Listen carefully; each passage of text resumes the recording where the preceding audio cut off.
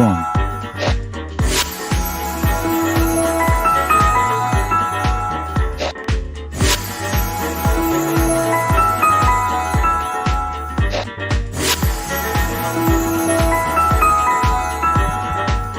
Hey.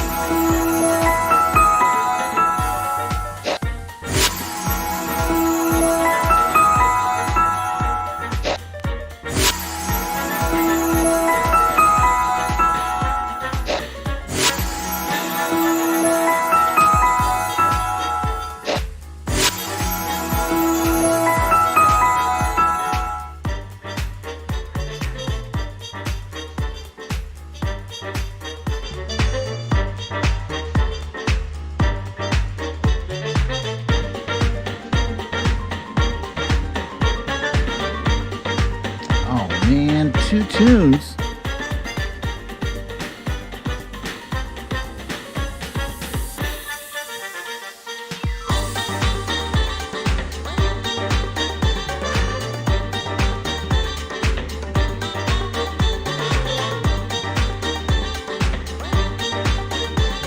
Hey!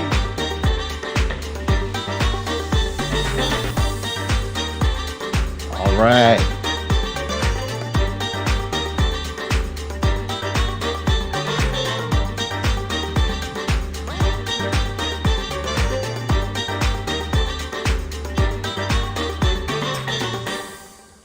Welcome to another episode of Storytime with BDD. I'm your host, BDD, aka Brooklyn Blonde, and this is Storytime. Wait, this is Storytime.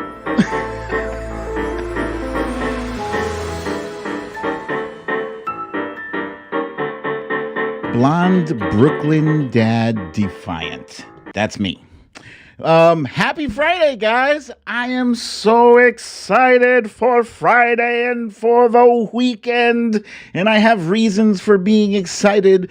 But before we get into those reasons and we get into the reasons of why I'm a blonde today, we're going to cover the stories of the day.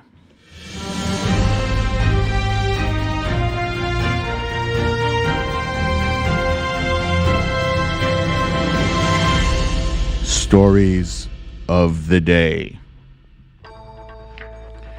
Bladderbear Putin has challenged President Biden to a debate. President Biden took a trip on the way to his trip to Atlanta, and the internet is abuzz. Antony Blinken didn't blink when he met with China's leaders, and some elbows were thrown. Marjorie Taylor Greene is suspended yet again from Twitter for 12 hours, but that's not her only concern.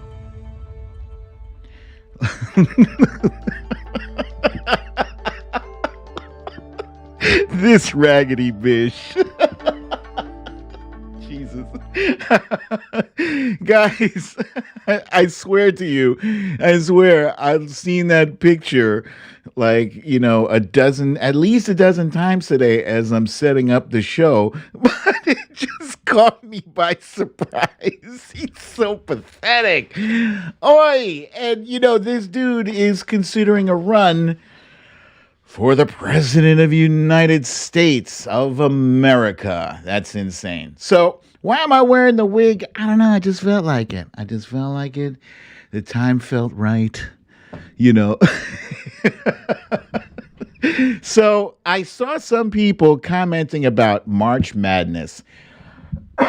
Excuse me. And earlier today, my son, who is recently turned 15, he's a big sports fan, avid sports fan, and he asked me, are you following March Madness? And I never do. And I always feel left out. I feel like, damn, all these people are making their, what do you call those?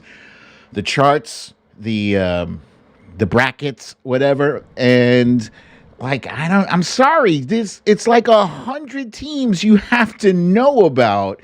And I don't even watch college basketball. So what the hell would I know about it, and why do I care?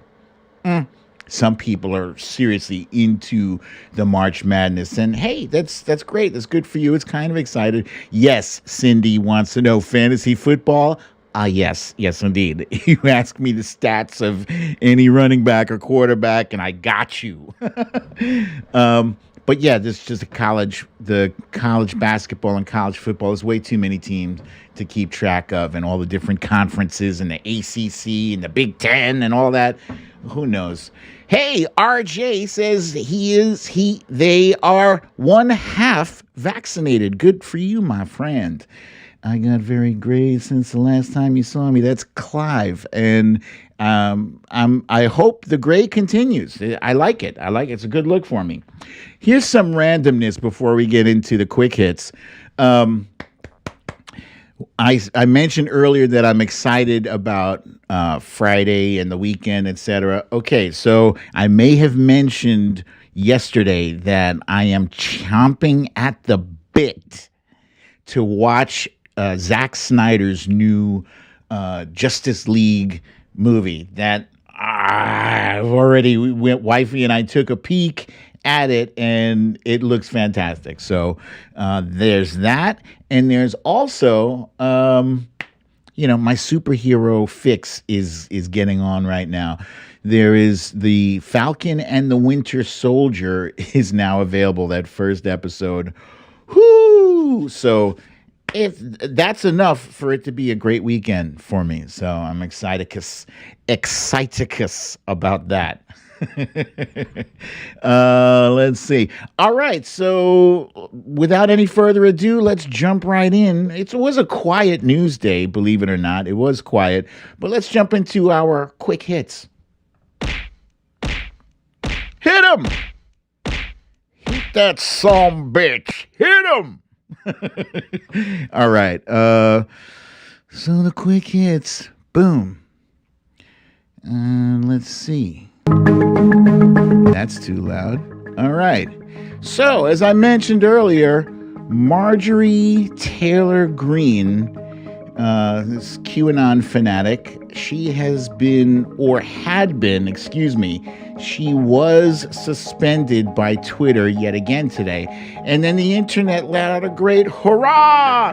And then we found out, somebody said lost Twitter, but then we found out Twitter made an announcement and they said, oh no, we're sorry, that was a mistake. We did that by accident. And I'm like, you should have stuck with that accident. That shit is good. That's working for all of us. But her Twitter account is restored, and of course not without a little bit of drama from her. She posted a tweet saying, I was just told Twitter suspended me for 12 hours in error. On the same day, Dems introduced a resolution to expel me from Congress. Hooray! What a coincidence! Twitter's little error wasn't resolved until after 12 hours. Jack, which employee made the error? Reply to my email, Jack. So if I were Jack, I most certainly would not reply to her email. I wouldn't give her the time of day. She is garbage. But this young man here, this is Rep. Jimmy Gomez. This is the individual who who submitted the resolution to expel Marjorie Taylor Greene from Congress. I mean, it's a pretty low bar, I think, that an insurrectionist probably shouldn't be serving in the U.S. Congress. It's just my opinion, my humble opinion. And he was joined by 72 Democrats in that resolution. And as you guys know, we at Really American are pressuring to get her Lauren Boebert, Andy Biggs, Mo Brooks, Josh Hawley, Ted Cruz, to get all of them expelled because they are seditionists, insurrectionists. They're bad. They're very bad. Okay, so today, President Biden and Kamala Harris took a trip. This was after the trip. This was the trip after the trip. They took a trip to Atlanta to meet with Asian leaders about the recent spike in attacks against Asian people, or AAPI. That's Asian American Pacific Islanders. Yeah. And this is a good thing. President Biden said that the flags will be flown at half-mast. This is not something that the former guy would ever do. He doesn't lower the flags to half-mast if you are of color. That's it. He won't do it. And I'm not making that up. You guys have 4 years of things like this as proof. So we are hoping that they make some good inroads with the Asian American community and find some solutions to get them some more much needed protection. Oh boy, this guy. Some of you might not know the individual on the screen right now. His name is Paul Murray. He's a 31-year-old Texas resident who was arrested the other day outside Kamala Harris's residence. That's Kamala Harris's residence. He was arrested while outside. He was in possession of an AR-15 semi-automatic rifle, 113 rounds of unregistered ammunition, and 5 30-round magazines. Come on. You walking around out in the street with all that shit? You cannot tell me you did not have bad intentions with that. So they hit him with a whole lot of charges, carrying a dangerous weapon, carrying a rifle or shotgun outside of a business, possession of unregistered ammunition, and possession of a large capacity ammunition feeding device. I had a serious problem with this because that's like a threat. You know, if he wanted to shoot somebody, he would have just started shooting. No, this was the intention of this act was terrorism. He wanted to incite fear and terror in our vice president. So I seriously hope that the Secret Service remains on top of their game, and they look out for our current vice president, hopefully future president of the United States. Whew. And that's it for the quick hits of the day. As I said, this was a kind of a slow news day, but there still is some stuff happening. But before we get to the stuff that is happening, let me remind you guys, if this is your first time watching the Brooklyn Dad Storytime with BDD on the Really American channel, make sure you tell your friends that you can find me here every day, Monday through Friday, 5:30 p.m. Eastern Standard Time. And if you enjoy the content you're seeing, please do me a favor and hit that like. Oh, no, that's not the like button. Wait. Hit that like button. And we got it right here. Hit that like button. And if you don't already subscribe, please do. Thank you very much. Now, next up, we have our timeline cleanse. Timeline cleanse. I like that tune. That was almost the intro tune. Now, trust, I know that intro tune is here to stay. It's a keeper. We're keeping it. You picked it. We picked it.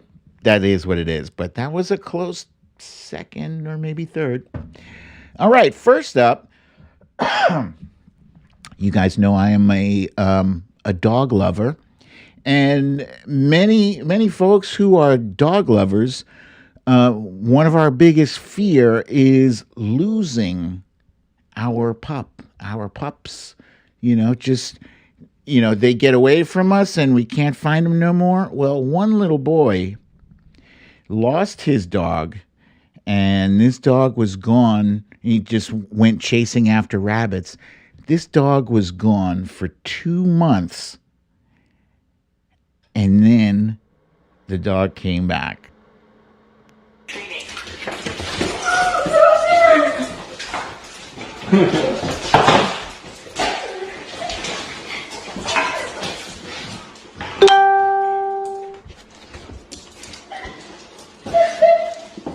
This little boy.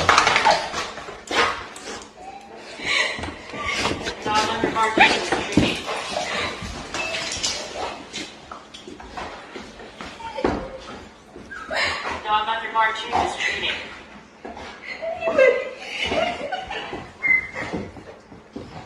Aw.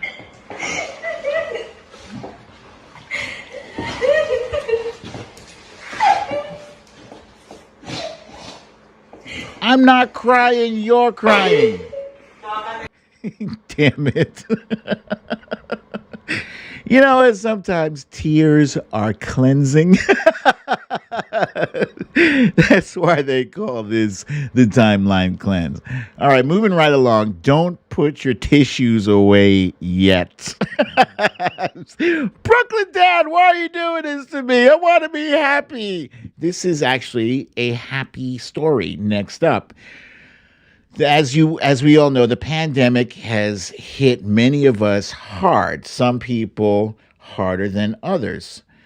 And in one instance, a teacher was struggling to the point where he's just living in his car. And his former students found out, and they came to the rescue. Nicole Comstock shows us the big surprise from strangers. When Jose Villarruel opens the door to his 1997 Ford Thunderbird LX, he has to be very, very careful not to push it. I want to make sure the battery is good. He uses this device to test the battery because he relies on the car's electric to power his laptop. Mr. V, as he's affectionately known, is a substitute teacher and tutor, and he's been living in this car in Fontana for a long time. About 8 years, I think. Since I started working for the district in 2013. Because he's a substitute, his hours were entirely cut in the early days of the pandemic. And like many other immigrants, he sacrificed a lot to provide for his family. I couldn't possibly support my family and extended family in Mexico and rent an apartment in here at the same time with the type of income that I can have. That's why. That's why he lives here. Like every day I'd go out to work, like around 5 in the morning, I'd see him, going through his trunk. And I just felt like the need to do something about it. So Mr. V's former student, Steven Nava, did something about it. He created a fundraising account and shared it on social media. The goal was to pretty much make 5,000, and here we are, like 6 times the amount we've made. Happy birthday to you. And today, on his 77th birthday, with a serenade from his former students. Happy birthday to you. It's beautiful. Stephen presented Mr. V with a check for $27,000. Still haven't been able to digest the entire experience. It's extraordinary, totally unexpected. But Stephen says it's been an honor. We don't appreciate these teachers enough, and that's something that we should be doing. To help the man who helped mold so many students. I want to say happy birthday, man. Thank you. And God bless. Good to see him again. Well, you made a big impact on them, that's for sure. Yeah, I had no idea. Reporting in Fontana, Nicole Comstock, KCAL 9 News. Beautiful. This is the kind of content I want to be able to bring you guys because, yeah, there's always negative stuff and politics and things that make you frown. But, when the good stuff happens, we need to be able, that's what they call stopping to smell the flowers, right?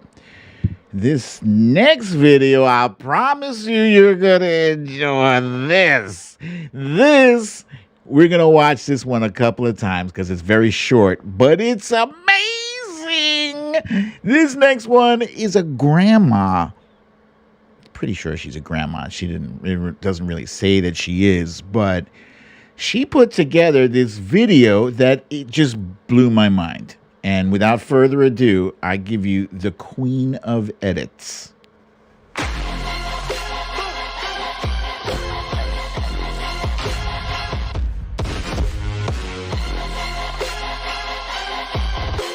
Look at this.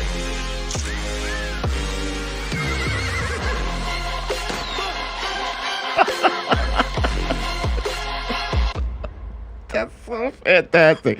One more time.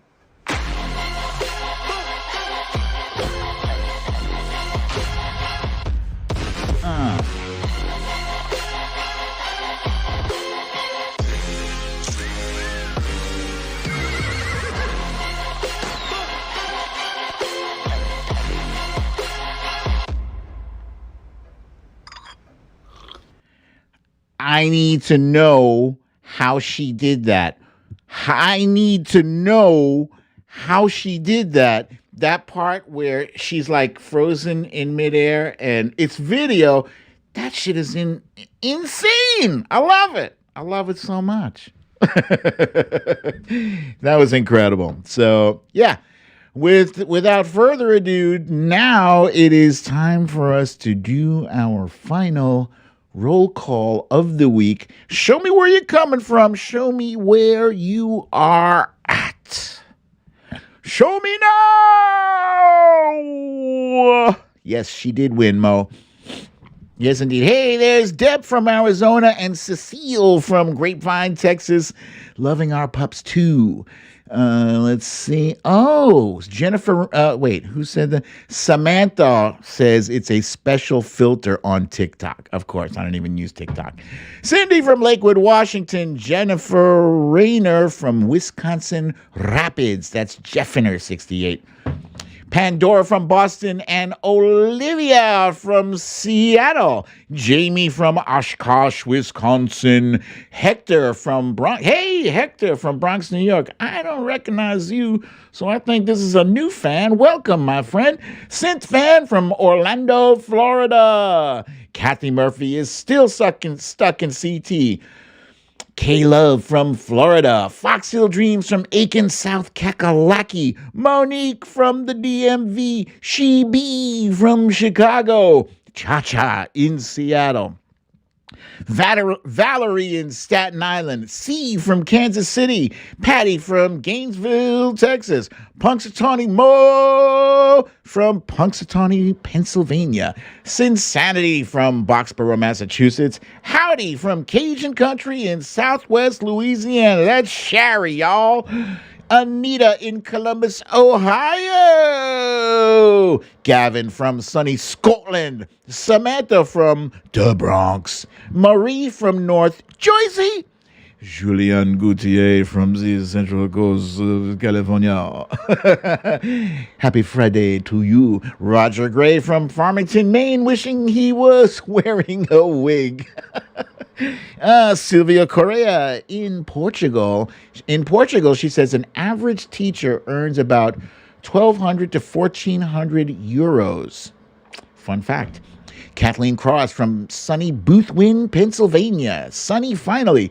Gina Potter from New Jersey. Red Swan from South Philly. Mickey, that's Wojo Mom with Bella from Rochester, New York. RJ in Florida. Misha playing with puppies in Long Beach, California. Puppies are so cute. Watcher Soko in beautiful Orange County, California. Ness from Connecticut. DB from oh wait, did you change? Is that Pasta D? You changed your name. All right, welcome. Let's see. Hang on a second.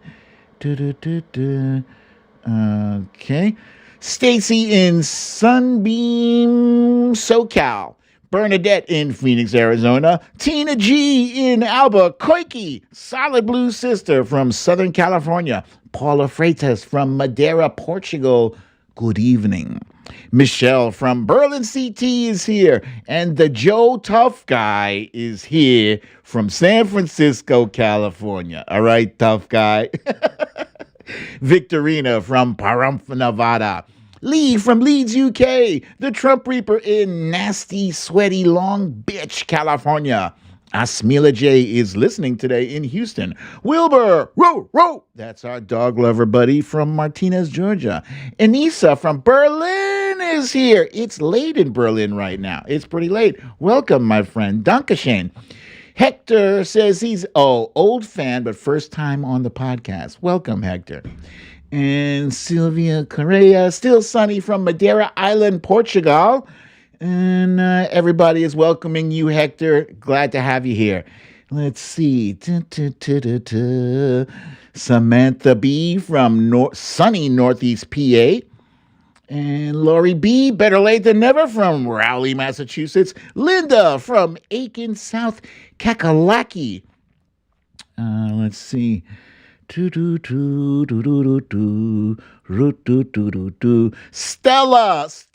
is here from Los Angeles. Stella. Watcher Soko from beautiful Orange County, California. And I think that's it. I hope I didn't miss anybody. I'm pretty sure that I'm on top of my scrolling game. I've gotten much more adept at the scrolling skills. All right, so some of you, I'm sure many of you, have already seen or at least heard about the fall scene around the world. President Biden was on his way to Atlanta, and he was boarding Air Force One. Oh, Karen Purdy from Newton Falls, Ohio. There she is. Welcome, Karen Purdy. Sorry I missed you. You know I didn't mean to do that. So people were making a big deal out of it, but it's not the first time a president has fallen boarding or exiting Air Force One. And let's see what we got here.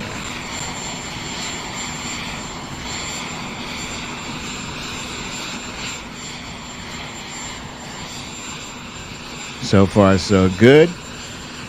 It looks like it is a little windy there.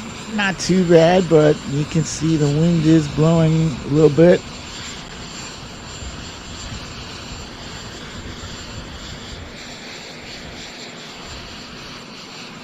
All right. And here we go. Oh, God.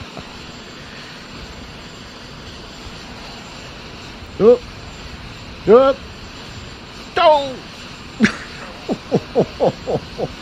Jeez. And he hops up there, gives a salute.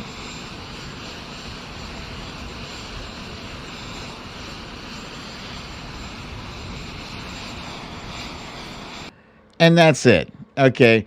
Yeah, so I'm going to admit, I didn't like it.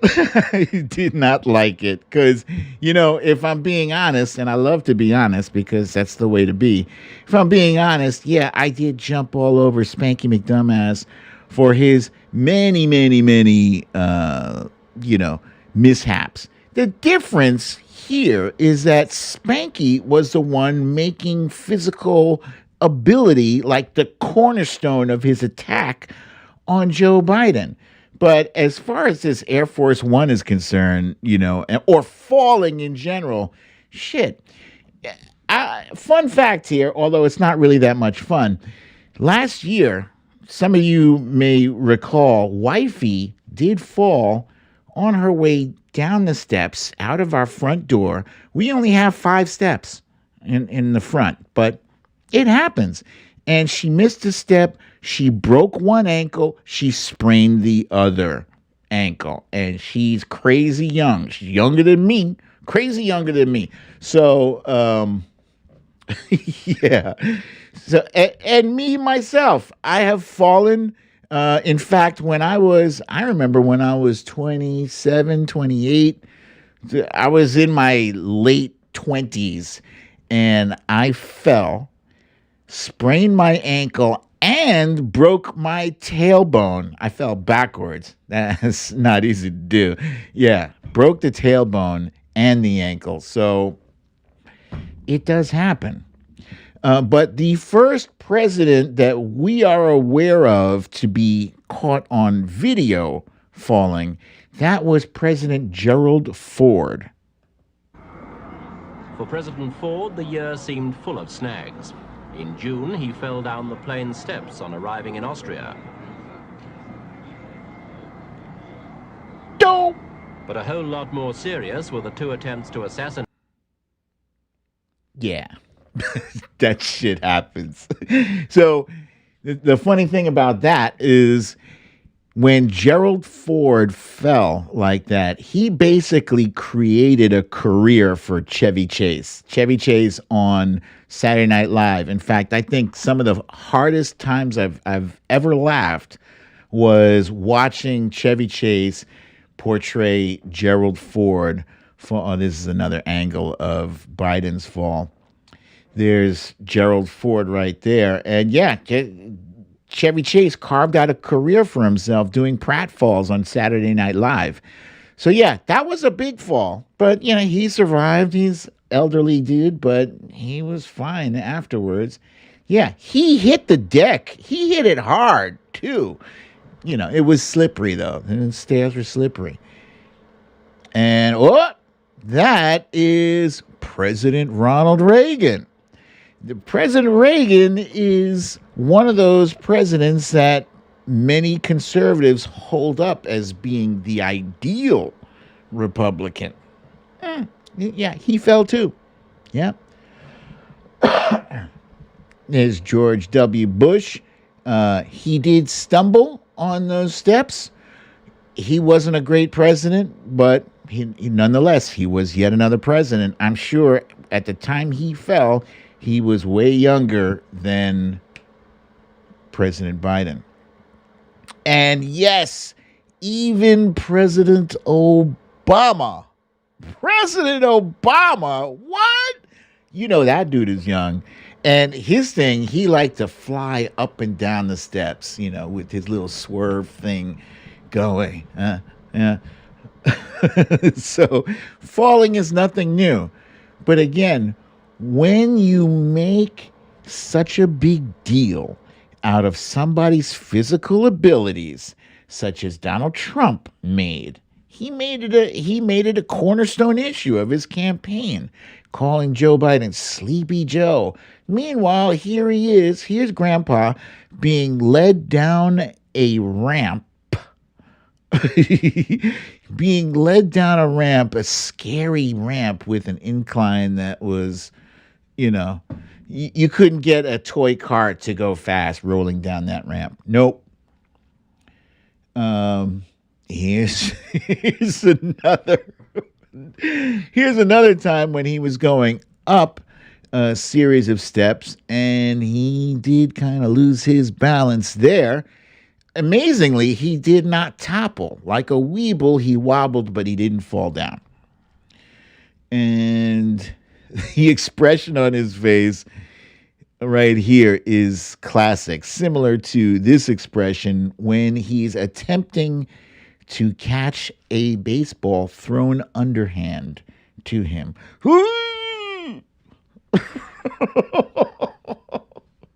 And of course, let's not forget the infamous toilet paper stuck to the bottom of his shoe as he ascended the steps of Air Force One. But wait, did he do that again? Yes, he most certainly did. Not once, but twice.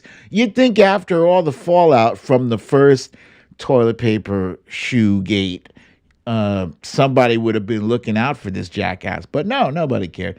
And at the end of the day, nobody really cares about this fall except for, folks on the right wing looking for any kind of evidence of dementia or physical inability, but this is the guy. They hid his trips to Walter Reed. They, he was like a weekend at Bernie's in the Oval Office, basically. So, what do I have to say about this aside from the fact that everybody trips and everybody falls? I think President Biden is still doing an outstanding job. I think if he were to challenge Spanky to a race around a track, a foot race, I think Joe Biden would run laps around him. But, Joe is not the guy, I think, to do something as juvenile as that. But other folks have been challenging Joe Biden to other events. Recently, President Biden had a heart-to-heart chat with Vladimir Putin, a.k.a. Vladimir Putin in The Littlest President.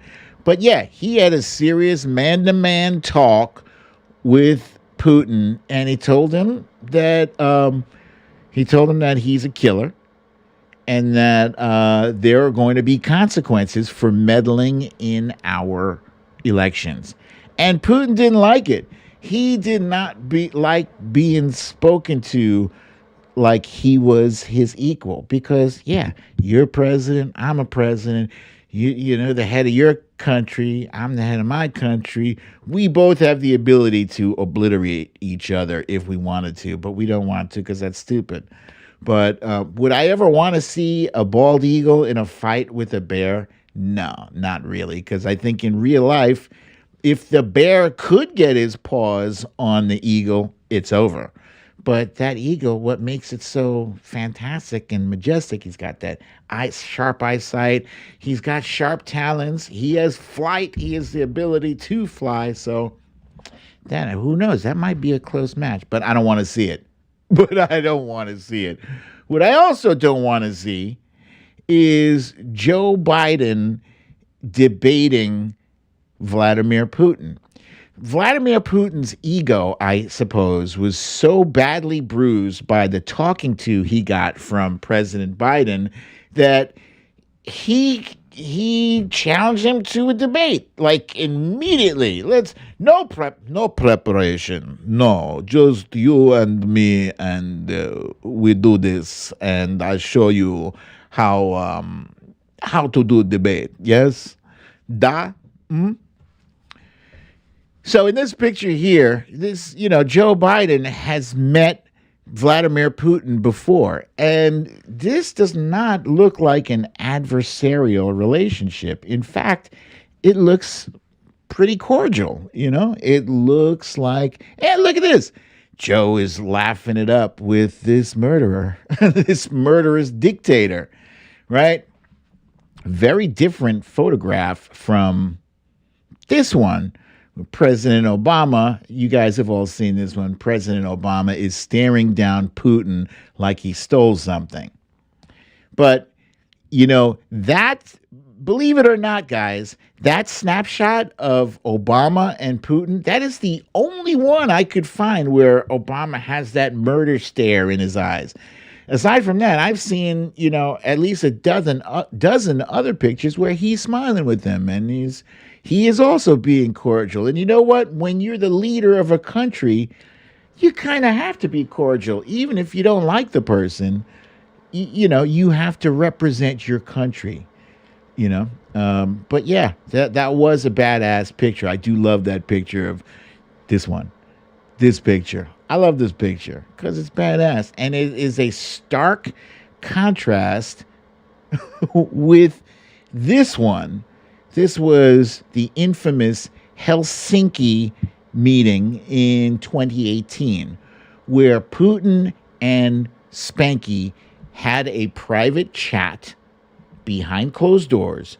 And when they came out of that chat, this was Spanky's body language. That does not look triumphant. That does not look like, he does not appear to be Putin's equal. Not at all. And even here, it looks like he just got beat. It looks like they had a, you know, they had a dick measuring contest and he lost badly. That's what it looks like. He looks defeated, completely owned. But I suspect, at the end of the day, I suspect that a lot of the posturing that we see from world leaders like President Biden and Putin and Macron and Merkel, that a lot of it is stagecraft. Yeah. Here's Putin saying, Donnie, please hold this ball. I know you're good at holding ball. Hold my ball, please. A lot of it is stagecraft. That people have to, these leaders, these world leaders have to appear tough, and they know their country is watching, right? And so neither country, can afford to be seen as submissive or, or dominated. They have to appear like they are in control of the situation. And then behind closed doors, they put all that bullshit to the side and let's talk business. Let's talk about what your country needs and what our country needs and what we can accept from you and what we can't accept from you. Some of those conversations are difficult. And depending on the relationship of the countries, some of them might be easier. Who knows? But he wants to have a debate with Joe Biden to assuage his ego. In fact, I don't think he realistically believes this is going to happen. He's a smart guy. Putin already knew what the answer was going to be before he suggested it. He already knew this was a non-starter. That's ridiculous. Why? What is the purpose? What would a debate serve? Do you want to be the president of the United States too? Stupid. It's stupid. But he has to do that to show his people, look, president of the United States, he don't want to debate me because I am Putin. And that's all there is to it. So nothing's going to come of that. But it's interesting to see. It looks like a Cold War is starting to develop. We'll have to wait and see, how this thing shakes out. But I'm sure Putin is unaccustomed to having a counterpart here in the United States that he can't push around. Donald Trump spent 4 years kowtowing to Vladimir Putin, refusing to bring up the bounties on American soldiers' heads. He refused to bring up the election meddling. He refused to even question any of his actions or motives. He said, well, he said he didn't do it, so I believe him. Never said one bad word about Putin. When he was interviewed, I think it was Lester Holt, and he said, but, Vladimir Putin, he's a murderer. He says, well, look at us. Look at the United States. Like, what? Dude. And the crazy thing is that all the folks on the right wing are like, yeah, Putin. What kind of crazy world are we in now where you're American, but you're rooting for the Russian president? What is wrong with you? You completely lose the right to pull the Patriot card. That's it. You're rooting for Russia against America? Slap yourself. That's ridiculous. Stupid. So, speaking of stagecraft, Antony Blinken, the Secretary of State, recently had a meeting with the leaders of China, and he was tough and he was firm, and it got a little bit awkward for a minute, but he didn't back down, and Blinken didn't blink.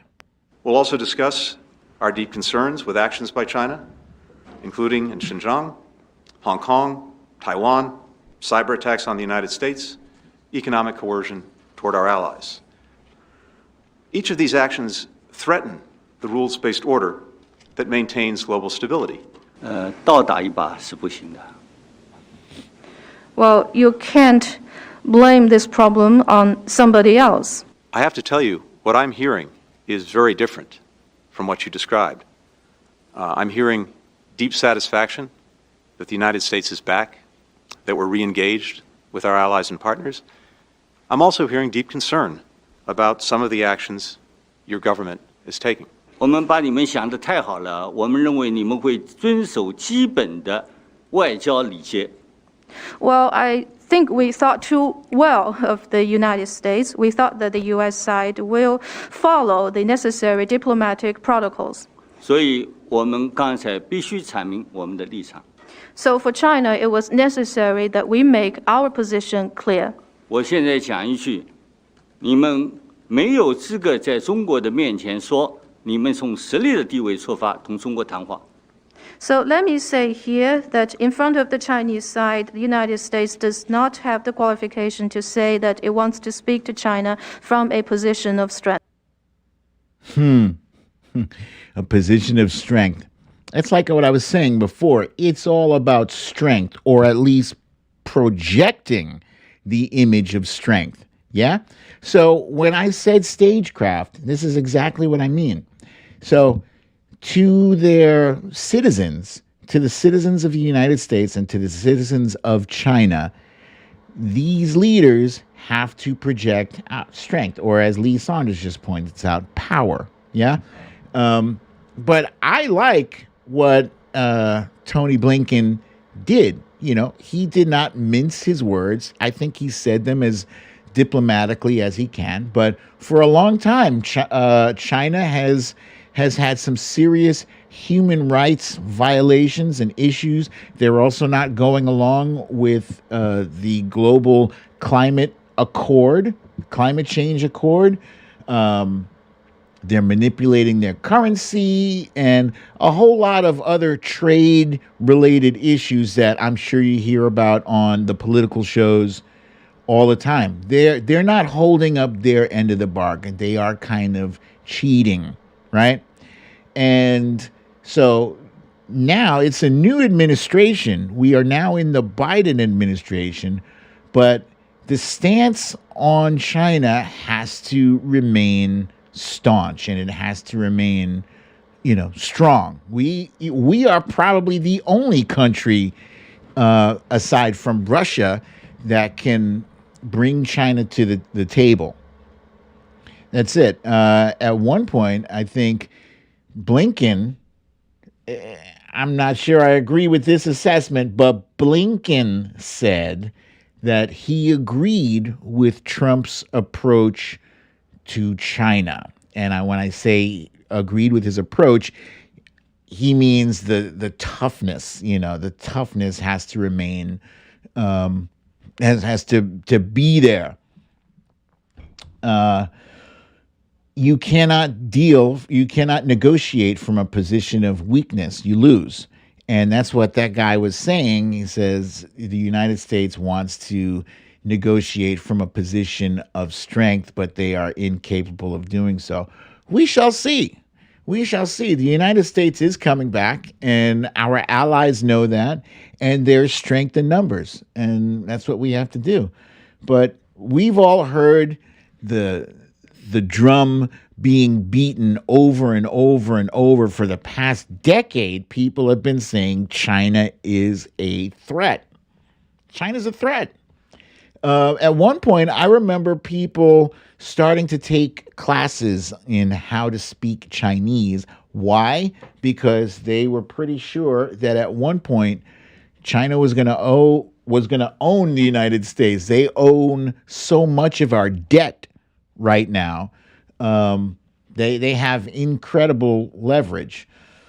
So, yeah, aside from that, I don't really know a whole hell of a lot about China. I know the worst thing that they do is their human rights violations. There's an ethnic minority known as the Uyghurs, and they are abusing them horribly, and they have to be forced to stop. Now, the Trump administration couldn't rightly look at anybody and say, you guys are doing wrong, because it was the Trump administration and they were doing basically the same thing. But now with the new administration and President Biden's high standing in the polls and his job approval and his experience on the global stage, let's see what happens. I think some good things are going to happen. All right, so I think I'm running a little bit long. Apologies for that. It is now time. Oh, you know what's funny? I forgot to do the dun dun dun.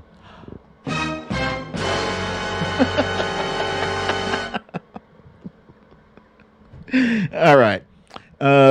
Now it is time for You Raggedy Bitch. And today's Raggedy Bish is none other than Don Trump Jr., who is suddenly all gaga for Putin and very anti-American.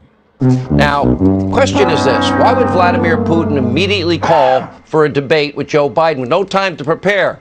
What have I been saying? What have some of us, half the American people, saying? The media mob in this country, they protect all things radical socialist Joe Biden and his administration.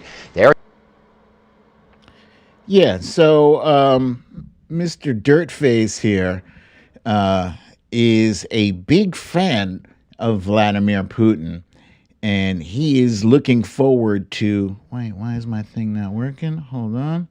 Just give me a second here so I can fix this thing and advance it. Here we go. Boom. Boom. Okay. Now.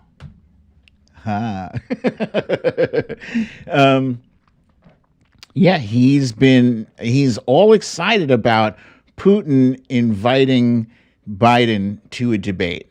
And this is the guy that many people are saying is going to run for president in 2024. Someone who is obviously not very patriotic and probably needs to be in a rehab before being on a presidential campaign. Here's his tweet. Putin just challenged Joe Biden to an unscripted live debate. The whole world knows that we have no leadership at the top, just an empty suit with a teleprompter, and he can't even get that right. They look at America's weakness right now and are salivating. That's my Junior impersonation. He can't stand his voice. His voice is just as grating as his father's, maybe a little bit more. And over the past year now, we've all been seeing these random videos. We've been seeing these random videos all over Twitter, all over the internet. My father is the best. He's talking to the camera.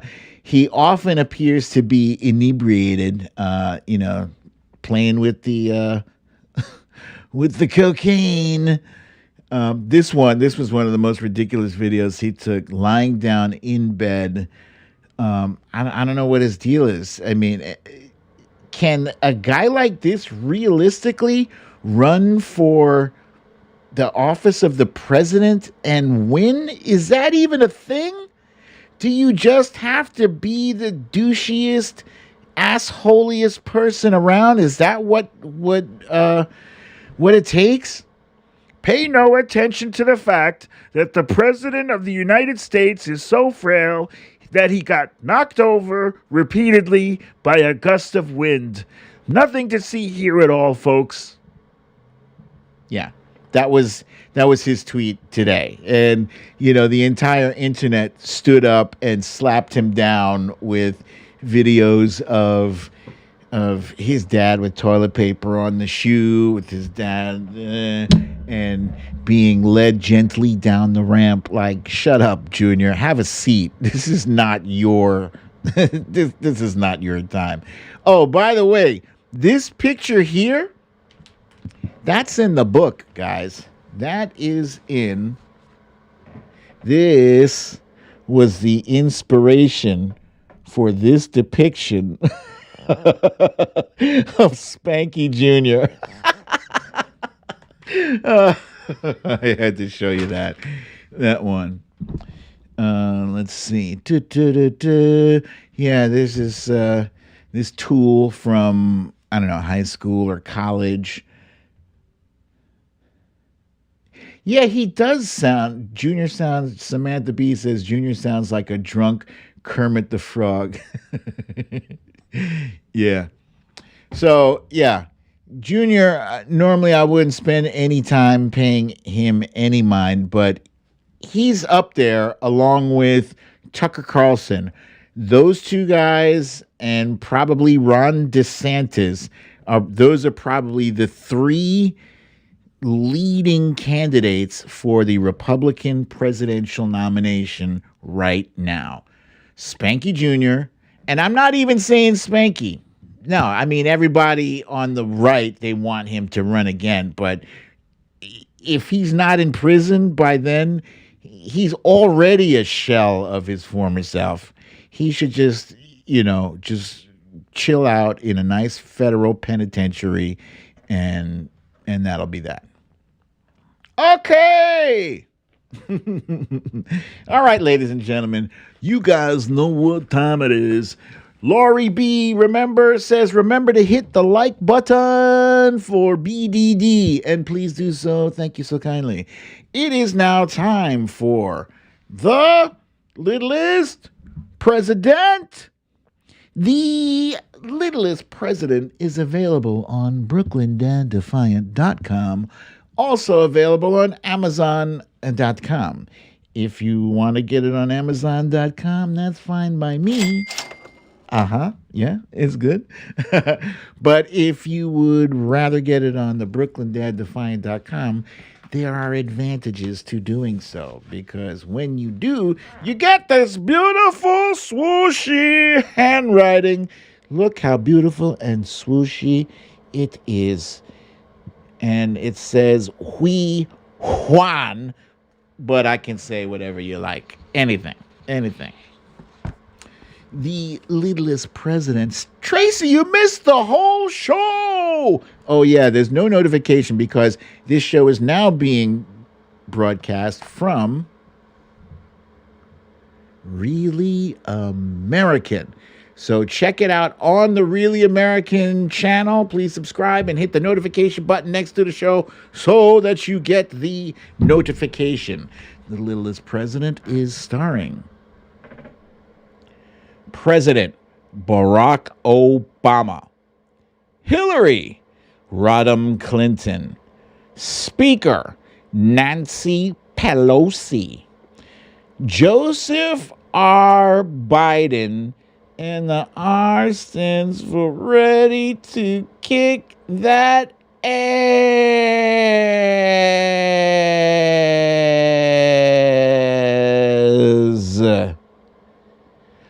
Whew.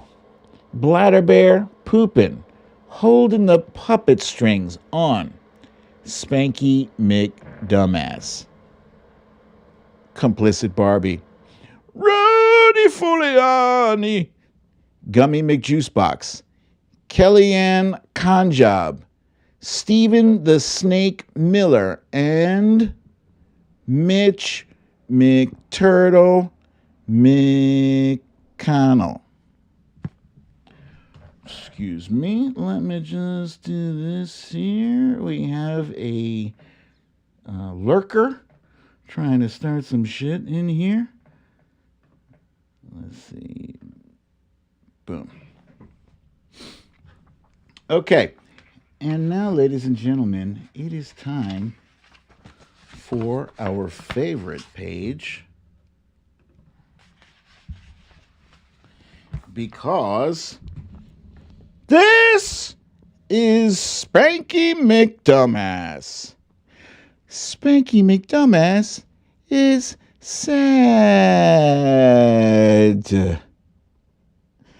He used to be rich. He used to be a businessman. He used to be a TV star.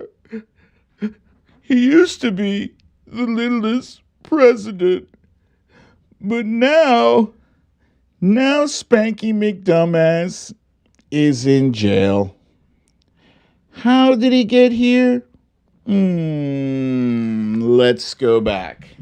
Yes, let us go back. And I'm sure you can probably guess already what page we're going to be reading based on the contents of the stories of the day. After it was announced that Spanky won, he didn't take any steps to stop Russia from attacking America. In fact, Spanky doubled down. He invited them to the Oval Office. He fired people who warned him that they were attacking. He fired people who were investigating the attack. And he even publicly said he believed Putin had nothing to do with it because he said so. Spanky did not care that Russia attacked America's elections because they helped Spanky win. Spanky was a Russian asset. And there he is, being held in the arms. I forget if that's Kirilenko or the other dude, Kislyak. But over there's James Comey and Sally. Damn it, what the hell is her last name? Sally. Help me out here, guys. What's Sally's last name? Yeah, no, you're right, Misha. I have not. Sally Yates. Thank you, Cha-Cha. I haven't assigned moderators for this yet. I still have to do that. Okay, so that's my story, and I'm sticking to it, guys. Tell me what questions you have for me on this lovely Friday evening. Hey, Lori B says it's been great. Hey, Lori B is up to 11,000 followers. This is beautiful. This is excelente. Maybe I wasn't supposed to see that. You guys are talking to. Let's see. Fox Hill Dreams wants to know, which prison will Spanky go to? Most likely it'll be a federal prison, not like it's not going to be like a high security max penitentiary. It'll be like a low security country club like place. That is, if his physical condition holds up. Let's see. Solid Blue Sister wants to know, Coke or Pepsi? I think Pepsi. I recently, it was funny, like last year I had a craving for Coca-Cola, and we went out and bought some Coke, and it just didn't do it for me. I don't know, the bubbles in it were kind of flat. I seem to recall Coca-Cola being very bubbly. I know Pepsi is. I really don't care for either. My personal preference is root beer. If I've got to pick a brown soda, it's root beer. And when I have my pizza, it's either orange or pineapple soda. It's one of the two. And Samantha B says, what kind of pizza and where there will there be wings? There's always wings. If there's pizza, there are wings. Must be. And I don't have anything special on my pizza. Just cheese pizza is good for me. Every once in a while we have because I can't eat pepperoni because it's pork, but we did find I think it's beef or turkey pepperoni, thing, and that's kind of cool. So we haven't had that in a while, but I do enjoy that. And let's see. Synth Fan asks, when will we have moderators back and a donation capability? I don't know about the donation capability. That will be determined on when this channel becomes monetized. Until then, your guess is as good as mine. But hey, don't sweat it, guys. I know you love me. I love you too. And moderators, I'm going to work on restoring some moderators. I don't think we need all what we had before. I did overkill because I anticipated a flood of trolls. So, I might just have, go back to like 3 or 4 mods. And Cindy is with the helpful reminder to like this video. Thank you very much for that thumbs up.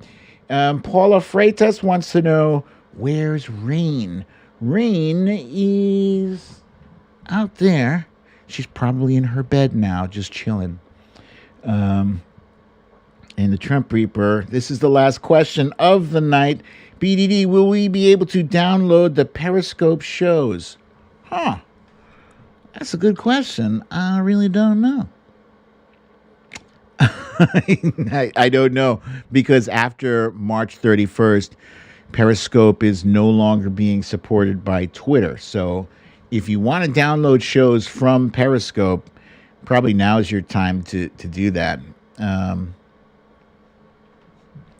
So that's my story, and I'm sticking to it, guys. Thank you for joining me for another episode of Storytime with BDD. I'm your host, BDD, a.k.a. Brooklyn Blonde. And if you must go outside either tonight or this weekend, please be safe. Remember, as always, to wear your masks. 2 of them. 2 masks. Wear your gloves. Keep your social distance. 6 feet or better.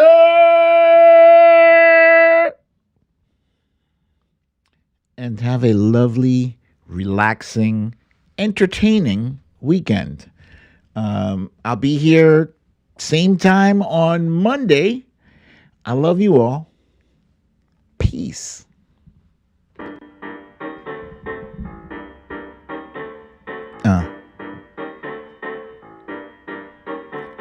Hey.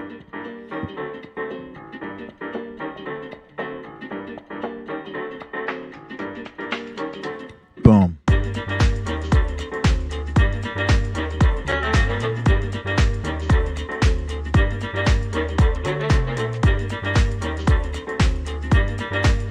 Hey. Ah, yeah.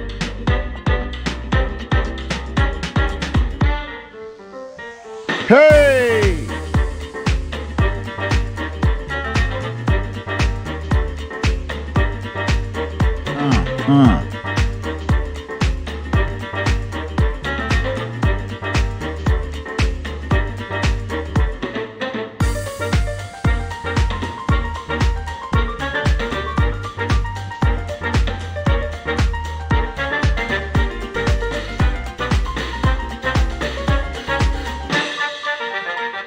Hey!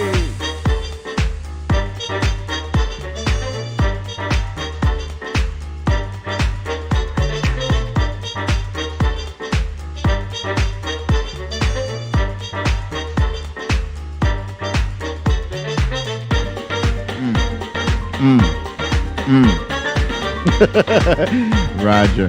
We need to leave.